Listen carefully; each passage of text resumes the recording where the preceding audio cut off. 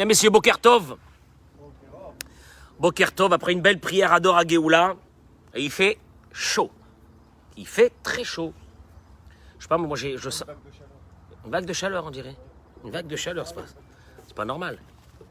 Ultérieurement, je reviendrai dessus, sur cette idée. Cette idée, au fait, elle part d'un principe qui est marqué dans la paracha de cette semaine.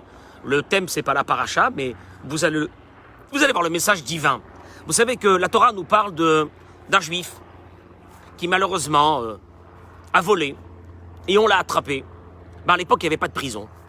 Qu'est-ce qu'on faisait? Entre guillemets, on le vendait en serviteur pour un nombre d'années qui correspondait jusqu'à maximum 6 ans, qui pouvait permettre à ce Eved Ivri de payer sa dette. C'est-à-dire qu'il était, entre guillemets, vendu à un maître, mais c'était pas un vrai esclave, c'était plutôt comme un employé. Et l'argent qu'on va récupérer permettra de rembourser les victimes. Vous me suivez? Jusque-là. Et là, la Torah va sur quelque chose d'inimaginable. Et là, la Torah nous dit que, d'ailleurs, la Gemara dans Masechet Kiddushin, elle dit, il faut que, c'est marqué dans le verset, il restera avec toi, Kitov lo imach, parce que il sera bien avec toi. Il sera bien, il se sentira bien avec toi. Imach bemachal, il se sentira bien avec toi dans l'alimentation. Imach bemishte, il se sentira bien dans la boisson. Shelo te'e ata ochel pat nekiya ve'ochel pat kevar. Il y avait une interdiction que le serviteur se sente moins important. Écoutez-moi bien, c'est anormal. Moins important que le maître. C'est-à-dire, tu n'auras pas le droit de manger du pain blanc et lui, il mangera, à l'époque, c'était le pain qu'on donnait aux pauvres, du pain noir. Toi, tu bois un vin millésimé et lui, tu vas lui offrir une piquette. Ça ne marche pas. Ça ne marche pas. C'est-à-dire que ce que tu vas manger, il mangera. Et mieux que ça. Ata yashen al gabe mouchin, vous yashen al gabe ateven.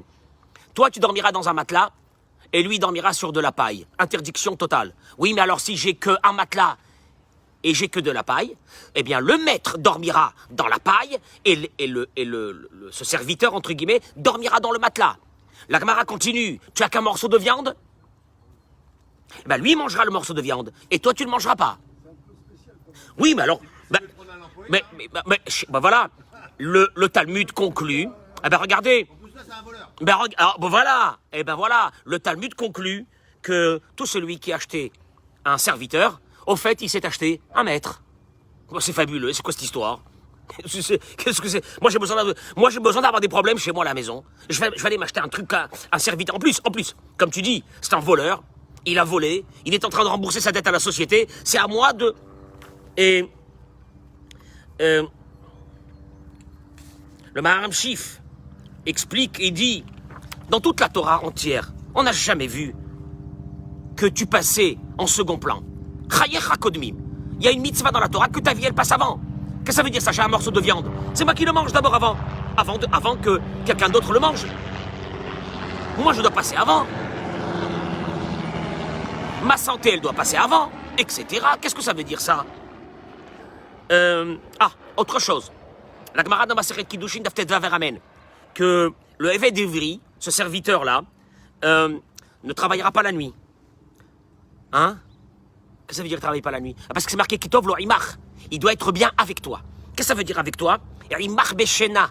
Il doit dormir avec toi au moment où tu vas dormir toi. Donc, monsieur, si moi je vais dormir à 22h ou 23h, monsieur le serviteur, lui à 23h, il a pris sa petite douche, il est déjà tranquille, il rentre dormir. Et le mec, c'est un patron, hein. C'est un patron, c'est pas un serviteur. Et... autre chose. Tu pousses l'histoire. Tu as qu'un seul très beau costume pour Shabbat. Ah ben, lui, il ira avec toi à la Sina avec le beau costume que lui, il mettra, et toi, tu resteras en jean. Ah ouais. Ah ben, c'est comme ça. T'arrives à la Sina, on sait même plus qui c'est le maître et qui c'est le serviteur. Et moi, je l'ai payé, je l'ai acheté, ce serviteur. J'ai donné une très grosse somme pour l'acheter, entre guillemets, pour l'acheter. Ça veut dire pour acheter ses services, pendant 6 ans. Ah, maintenant, après les 6 ans, qu'est-ce qui se passe? Eh ben, la Torah te rajoute. Mitzvah ta'anaka. Qu'est-ce que ça veut dire, mitzvah ta'anaka? Tu lui donneras de l'argent, de tous les produits, à l'époque, c'était les produits des champs. Ça veut dire, il partira refait de ta maison, pour commencer une nouvelle vie. C'est quand même exceptionnel. C'est un voleur, c'est un voleur. C'est un voleur, on l'a attrapé. En plus, il a dilapidé ce qu'il avait volé. Et en le vendant, entre guillemets, en le vendant pendant 6 ans, on a payé les victimes. De qui on parle ici? Il y avait, pour expliquer cela, et là on arrive à une idée, et j'arrêterai pour aujourd'hui. Il y avait un très grand rave, qui s'appelait le Rav Yoshua Lev Diskin, le Gadolador. Il y a à peu près 200 ans, 150 ans, 200 ans. Qu'un jour, une nuit, il est dans sa petite calèche. À l'époque, c'était des calèches, il n'y avait même pas de toit. C'était pour les riches, ils avaient des toits, mais pas de toit. Il est dans la nuit, et d'un seul coup, une pluie. Mais une pluie d'un autre monde. Et il est sur la route. Il voit un petit village, et il sait que dans ce village, il y a un endroit où il y a tous les juifs qui habitent. Il arrive, il pose sa calèche, il est trempé jusqu'aux os. Il tape de porte en porte, on n'ouvre pas, c'est la nuit. Et d'un seul coup, il tape, il y a une petite auberge. Il tape dans cette auberge. Et il y a un aubergiste qui sort. À l'époque, il n'y avait pas de photo, donc il ne savait même pas à quoi ressemblait. Tout le monde connaissait le Rav. Mais beaucoup de personnes à l'époque, on connaissait des personnages, mais on n'avait jamais vu leur visage. Il n'y avait pas de photo. Il n'y avait pas de photo, il n'y avait pas de WhatsApp. Tu fais comment? Tu peux pas savoir. Tu sais que dans telle et telle ville, il y a un grand sadique, un très grand Rav. Mais tu n'as jamais vu son image. Et là, l'aubergiste, il lui dit, qu'est-ce que tu veux? Qu'est-ce que tu viens m'embêter à cette heure-ci? En plus, j'ai pas de place. J'attends des invités. Bon, tu sais quoi? Allez, parce que je veux pas te laisser comme ça, va dormir là, dans un coin à côté il y avait la cheminée, va dormir là-bas, mets-toi un petit truc par terre et dors. Et surtout, fais-toi petit, s'il te plaît, parce que moi, il y a des personnes, des grandes personnalités qui doivent arriver. Le pauvre, il est parti, il s'est mis là-bas comme ça, et il a commencé à s'endormir. D'un seul coup, est arrivé un grand admour très connu avec ses élèves. Et donc, c'était pour lui qu'on avait préparé cette auberge. Et le admour, il rentre. Donc, il s'assoit avec ses élèves, et d'un seul coup, il regarde quelqu'un qui dort. Il va voir, et il devient gris. Il leur dit, c'est le Rav Diskin, c'est le Rav Diskin. Comme tu dis le Gadolador, comme tu dis Raphaïm Kanievski, comme tu dis Baba Saleh, il est par terre là, qu'est-ce que... L'aubergiste s'est rendu compte qu'il venait de faire une catastrophe. Ils ont réveillé le Rav.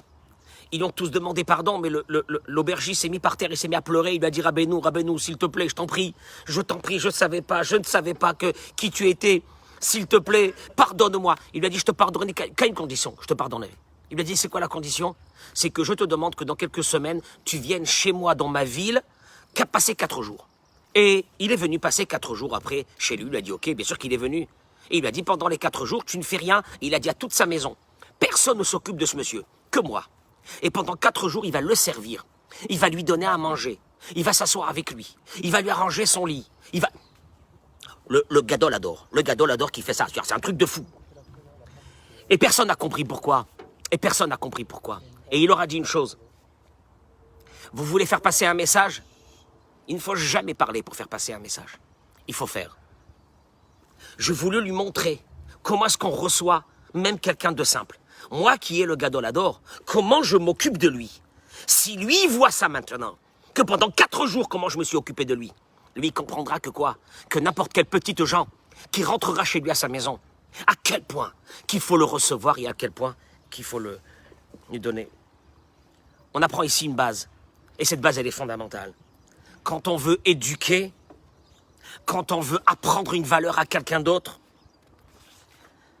oui, il y a des paroles, des fois on parle et tout ça, mais c'est pas ça qui va marquer la personne qui est en face de toi. Hi ha dugma ishit, il dit le Rav. C'est ce qu'on appelle la dugma ishit.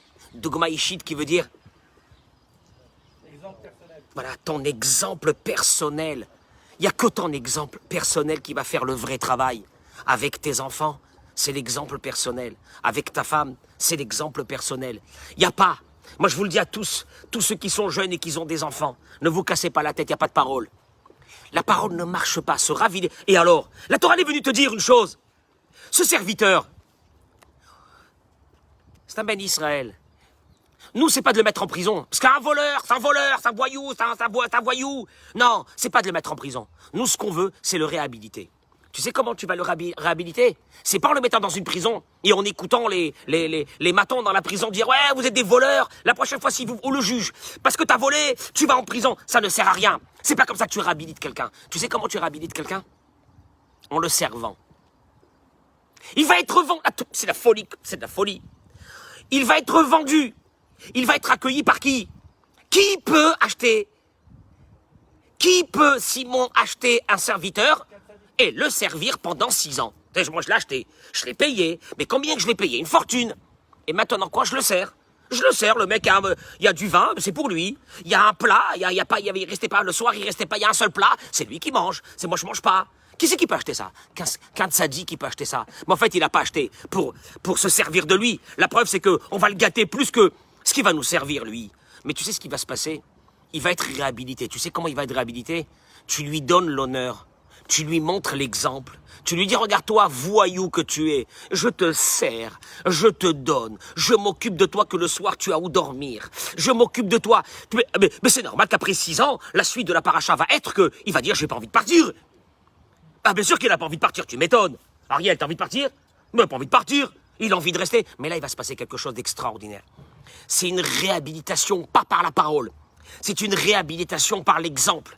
C'est des messages qui ne passent pas par des paroles. C'est des messages qui passent par l'exemple. Et là, je voudrais juste terminer par une chose. Parce que, je vous dis la vérité, il dit le Rav une chose qui est fondamentale, mais vous l'acceptez pas, c'est la même chose. Vous allez vous casser la figure, c'est votre problème, c'est pas le mien. Moi, je veux vous le dire la chose. À Yesod Shishto, il te dit une chose. 2 minutes, que je retrouve ma petite page. Il ramène ici. Voilà. Quand des personnes, il dit le Rav, viennent chez lui et lui disent qu'ils ont des problèmes de shlambaït, j'arrête pas. Toute la journée, j'arrête pas. Je vous assure, toute la journée, j'arrête pas. Mais toute la journée, j'arrête. Il me semble qu'il y a un fléau qui est tombé sur l'humanité, que ça va plus dans les maisons. Je vous le dis. Il y a quelque chose qui va pas. C'est pas possible. C'est pas possible. Avec tout ce que je peux filtrer, comme personne que je reçois, je peux passer le jour et la nuit dans des problèmes de shlambaït. Il dit le Rav, une chose. Chaque fois qu'il y a quelqu'un qui vient me raconter qu'il a des problèmes de shlambaït, et il me raconte ses problèmes, et il me dit, d'après lui, pourquoi ça va pas à la maison? Bien sûr que je les écoute. Avalachare, quand il a fini de parler, ce monsieur, je lui dis, je t'ai écouté, et sache, chez Kolasibot Martha, toutes les raisons que tu as dit. Elle est comme ça, elle tape des crises, elle est folle, elle est ci, elle est là, elle est embêtante, elle me lâche pas, elle me suit tout ce que tu veux. Voilà, je t'ai écouté, très bien. C'est pas du tout ça, je lui dis à ce monsieur, la raison de tes problèmes à la maison. Asiba Ikarit, chez Biglala Encha Shlambaït. Tu sais pourquoi tu n'as pas de Shlambaït? Mishum Shata Meir le Ishtecha. Tu as cru que tes problèmes, tu les résous en faisant du matin jusqu'au soir des critiques et des remontrances. Critique, remontrance, critique. C'est tout. Aude le Kara, il n'y a pas une fois que quand j'ai dit ça à Marie, qu'il n'a pas avoué que oui, c'est vrai. C'est vrai. Il est dans une critique totale, il est dans une remontrance totale. Et quand je lui ai dit, regarde, prends un mois, tu te tais pendant 1 mois, tu dis rien pendant 1 mois. Non, tu dis rien. Et puis, mieux que ça, c'est pas que tu dis rien, on va le voir, mais déjà tu dis rien pendant 1 mois. Et tu reviens me voir. Il a dit, c'est pas arrivé une fois que quand pendant 1 mois, il n'y a pas eu de critique à la maison, il n'y a pas eu de remontrance, il n'y a pas eu de paroles dégradantes, il n'y a pas eu d'attaque verbale sur chaque chose qu'elle fait, la femme. Miyadra Oshinu il est Tova. Tout de suite, ils ont vu un changement fondamental dans le fonctionnement de ce couple. Vechen. Il dit ainsi, quand une femme, elle vient me raconter ses problèmes qu'elle a avec son mari, etc. Et tu dis, ben c'est vrai, mais elle raconte, le mari, il a des problèmes. Gamkan, aussi. Kamovanchan, je l'écoute. Aval Belibi. Mais moi, dans mon cœur, il dit le Rav, je sais quelle est la raison. Acharé, quand elle a fini de parler, je lui dis, Aniomerla, je lui dis une chose, il faut que je parle avec ton mari. Et là, il prend le mari, et il commence à lui dire, il y a un seul problème, la critique, la dégradation de la personne qui est en face de toi. Et pourquoi ça? Et pourquoi mettre ça? Parce qu'on l'avait déjà dit combien de fois? On l'avait déjà dit. Et on va travailler sur ça maintenant. Si la femme, elle est le miroir de l'homme, et elle n'est que le miroir de l'homme. Miroir de l'homme, pas miroir de l'homme simplement comme ça, miroir de l'homme pour te montrer ta réalité. En critiquant ta femme, tu es en train de te critiquer à toi-même. Et au fait, il dit le Rav, une chose, et je termine avec ça. Toi, tu sais quoi, pendant 1 mois, tu arrêtes la critique et tu commences à arranger tes propres problèmes. Et tu verras en face de toi, il va se passer comme un miracle. Un miracle, quelque chose de fou. Un changement total. Tu entends ça? Tu veux pas essayer?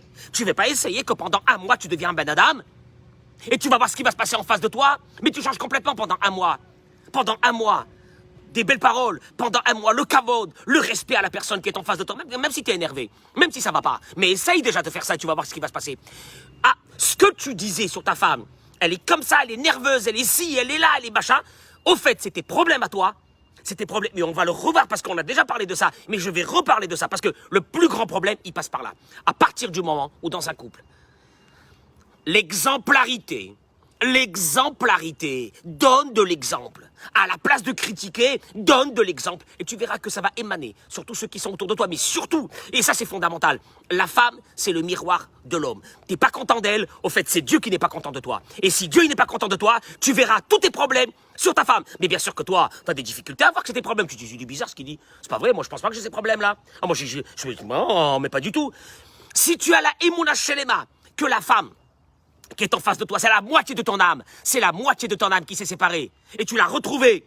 Si c'est la moitié de ton âme, donc les problèmes que tu vois chez elle, c'est tes problèmes qui sont à toi. Si tu arranges ta première partie de ton âme, tu arranges la deuxième partie. Et ça, c'est avec les enfants la même chose. Avec les enfants, la même chose. Quand il y a des problèmes à la maison avec les enfants, faut pas parler aux enfants, faut parler aux parents. Faut voir ce qu'ils ont les parents, quel est le problème chez les parents. Et là, la Torah te le dit. Tu vois bien, on fait pas la morale à ce serviteur. Mais voleur, voyou, pauvre type. Non, pas du tout. Kavod, le kavod. On lui apprend à vivre, on lui apprend à respecter, on lui apprend à travers ce qu'on le respecte, on lui apprend ça. Le type, il va sortir de là-bas, avec sa tête, elle est retournée, il a changé complètement. Tu comprends ça ou non? Ah non, nous on n'a jamais appris ça, nous. On a appris la manière forte. Nous on connaît la manière forte. On crie et on hurle. Ah, ça va s'arranger, tu vas voir, attends, je vais péter un câble. Tu vas voir comment ça va s'arranger. Rien s'arrange. T'as fait passer aucun message. T'as fait passer de la colère, mais t'as fait passer aucun message. Demain matin, ça recommencera encore une autre fois. Soit avec ta femme, soit avec tes enfants, soit avec tes employés. Les employés, un patron qui est sérieux, un patron qui est droit, un patron qui fait cavode à ses employés, un patron qui respecte ses employés. Les employés, il n'y a rien à faire, ils le respecteront, ils apprendront de lui le respect, etc., etc., etc. Je vous remercie. Dans la beracha, la tzlacha,